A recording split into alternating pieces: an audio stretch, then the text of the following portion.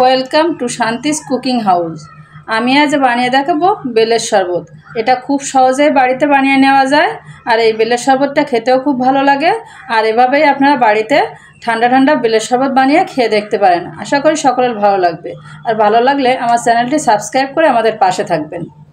আমি এখানে একটা বেল নিয়ে নিয়েছি, আর এই বেলটা ভেঙে আমি এর শাঁসটা বের করে নেব। আমি বেলটা ভেঙে নিয়েছি, আমি এবার এটা শাঁসটা বের করে নেব এরকম একটু চামচ দিয়ে।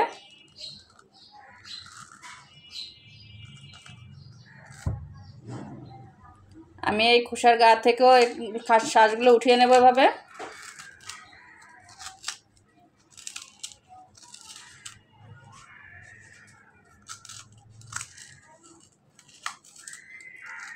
আমি বেল থেকে শাঁসটা বের করে নিয়েছি। আমি এবার বেলের ভিতরের এই বিচিটা কিছুটা ফেলে দিয়ে নেব।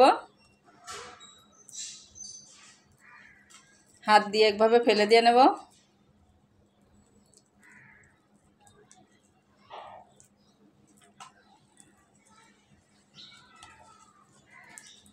চেষ্টা করবেন এই বেলের বিচিটা ফেলে দিয়ে বেলের শরবত করার জন্য, তাহলে বেল শরবতটা খেতে বেশি ভালো লাগে।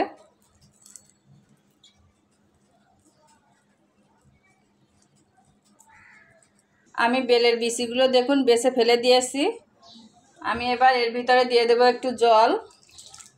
জল দিয়ে ভালো করে বেলটা মিশিয়ে নেব।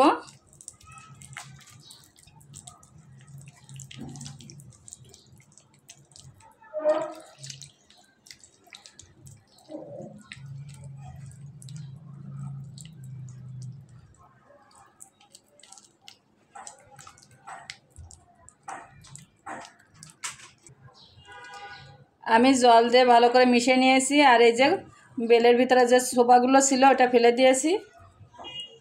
আমি এবার এটা সেঁকে নেব ছাঁকনি দিয়ে। আমি এরকম একটা ছাঁকনি দিয়ে সেঁকে নিচ্ছি।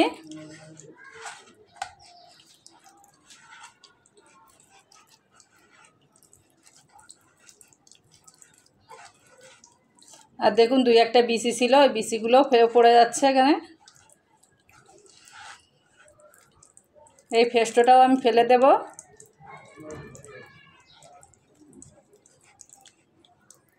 আমি যে কাপটা সেঁকে নিয়েছি আমি ওর ভিতরে দিয়ে দেবো একটু লবণ, দেব 2 চামচ চিনি। আমি এখানে 1 কাপ দুধ নিয়েছি, জাল করা দুধ। আপনারা চাইলে গুঁড়ো দুধ দিয়েও করতে পারেন। আমি এবার এটা এর সঙ্গে মিশিয়ে নেব।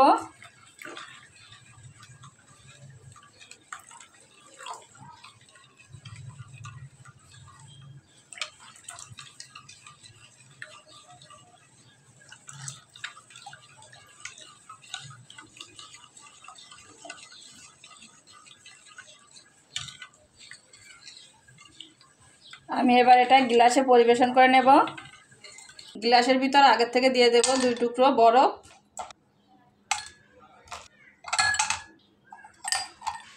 এবার এর ভিতরে শরবতটা দিয়ে দেব।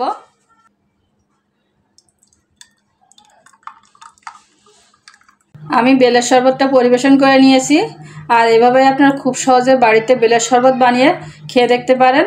আশা করি ভালো লাগবে। আর ভালো লাগলে আমার চ্যানেলটি সাবস্ক্রাইব করবেন, লাইক কমেন্ট শেয়ার ফলো করে আমাদের পাশে থাকবেন। ধন্যবাদ।